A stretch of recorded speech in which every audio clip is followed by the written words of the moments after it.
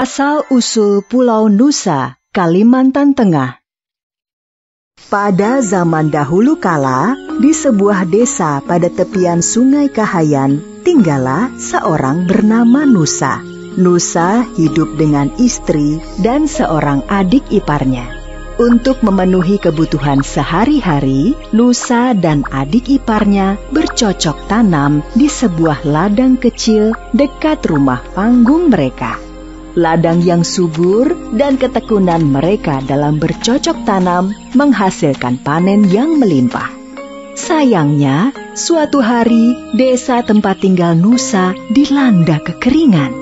Untuk memenuhi kebutuhan selama kekeringan, Nusa dan adik iparnya pergi berburu di Sungai Ruhan, sebuah sungai kecil di dekat Sungai Kahayan. Mereka terus mendayung di Sungai Ruhan sampai akhirnya sebuah pohon yang tumbang menghalau perahu mereka. Nusa dan adik iparnya mencoba membelah kayu tersebut. Namun, hari semakin sore. Hari semakin sore dan kita belum mendapatkan hasil buruan. Lanjutkan memotong batang pohon ini. Aku akan masuk ke hutan. Nusa kemudian masuk ke dalam hutan untuk mencari binatang buruan. Tiba-tiba, Nusa melihat sebuah telur yang berwarna putih besar. Sesampainya di rumah, telur ini terlalu besar, Kakanda. Apakah Kakanda tidak khawatir? Bahkan, Kakanda sendiri tidak mengetahui itu telur apa. Telur ini sangat besar. Tidak usah khawatir. Telur ini cukup untuk makan kita bertiga. Lebih baik kita tidak memakan telur ini, Kakanda. Tidak makan hari ini tidak apa-apa, asalkan kita tidak memakan sesuatu yang tidak jelas asal-usulnya. Jika kalian tidak mau memakan telur ini, biar aku saja yang memakannya. Aku tidak peduli ini telur apa. Dengan wajah yang kesal kepada istrinya, akhirnya Nusa sendiri yang merebus telur tersebut. Setelah telur tersebut matang, Nusa memakannya sampai habis.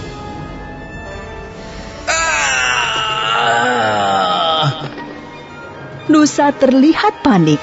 Seluruh tubuhnya muncul bercak-bercak merah. Rasanya sakit dan gatal. Istri dan adik ipar Nusa datang membantu menggaruk tubuh Nusa. Bukannya menjadi sembuh, bercak-bercak merah di tubuh Nusa berubah menjadi sisik. Nusa pun akhirnya menyesal telah mengabaikan peringatan istrinya agar tidak memakan telur tersebut. Namun, semuanya telah terlambat. Adik ipar Nusa pun datang bersama warga. Mereka terkejut melihat tubuh Nusa telah dipenuhi sisik dari dada sampai kaki. Karena tubuhnya yang semakin membesar, Nusa kemudian dibawa ke halaman. Tubuhku panas sekali. Tolong masukkan aku ke dalam sungai. Adik ipar dan para warga desa membantu mendorong tubuh Nusa masuk ke dalam Sungai Kahayan yang sedang mengering. Istri Nusa hanya memandanginya dengan tatapan sedih. Ketika masuk ke dalam Sungai Kahayan, tubuh Nusa kemudian benar-benar menjadi naga yang sangat besar. Setelah bersusah payah dibantu warga masuk ke dalam sungai, Nusa kemudian berpesan kepada istrinya. Adinda, nanti malam akan turun hujan lebat disertai badai. Lebih baik kamu, adikmu, dan para warga segera mengungsi. Tinggalkanlah Kakanda di sini. Sudah menjadi garis nasib kita harus segera berpisah. Maafkanlah Kakanda selama ini. Nusa yang telah sepenuhnya menjadi naga itu hanya bisa menangis melihat kepergian orang-orang yang disayanginya. Pada malam harinya, seperti yang dikatakan Nusa, terjadi hujan badai. Luapan air yang besar membuat tubuh Nusa terbawa arus. Tubuh Nusa yang terbawa banjir Sungai Kahayan akhirnya terdampar di dekat muara. Nusa hanya berdiam diri sambil melingkar tubuhnya di muara Sungai Kahayan.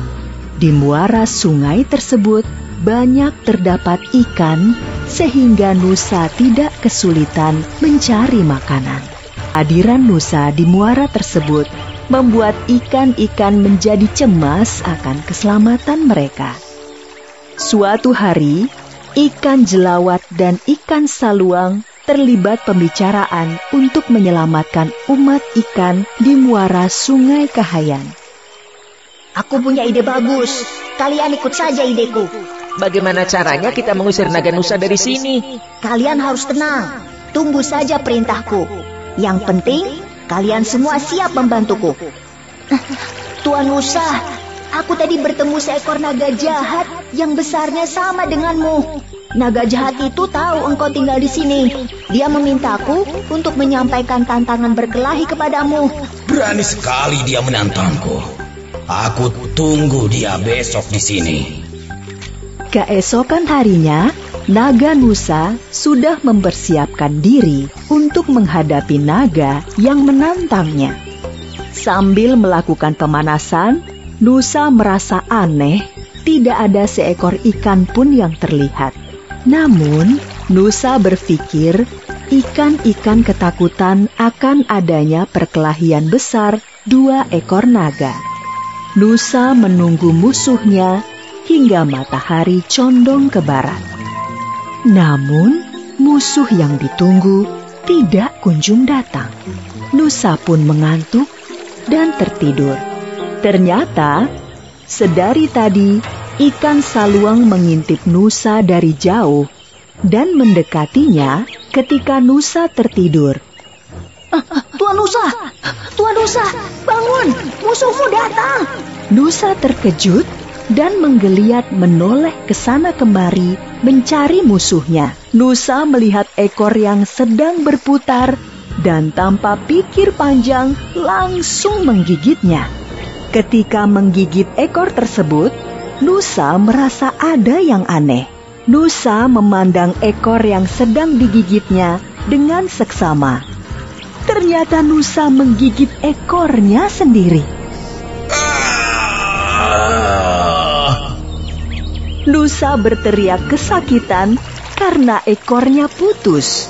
Dan yang lebih menyakitkan bahwa dia sendiri yang menggigit ekornya.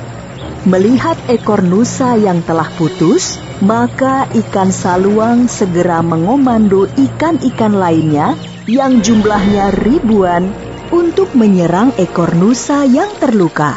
Wahai umat ikan di Muara Kahayan yang selama ini dijajah naga Nusa, saatnya untuk membebaskan diri kalian dari penjajahan ini.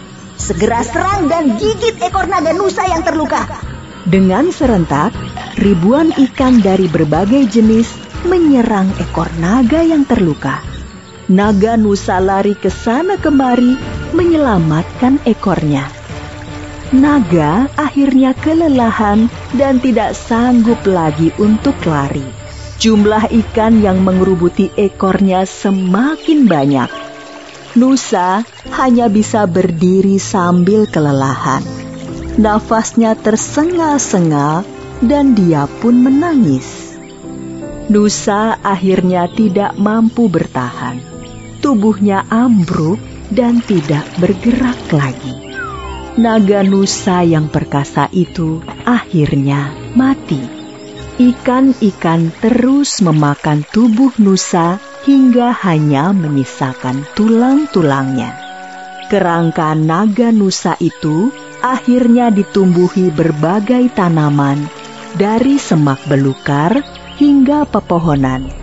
Akhirnya, lama-kelamaan, kerangka Nusa menjadi sebuah pulau. Pulau tersebut kemudian dikenal dengan nama Pulau Nusa. Letaknya di aliran Sungai Kahayan, Kabupaten Pulang Pisau, Kalimantan Tengah.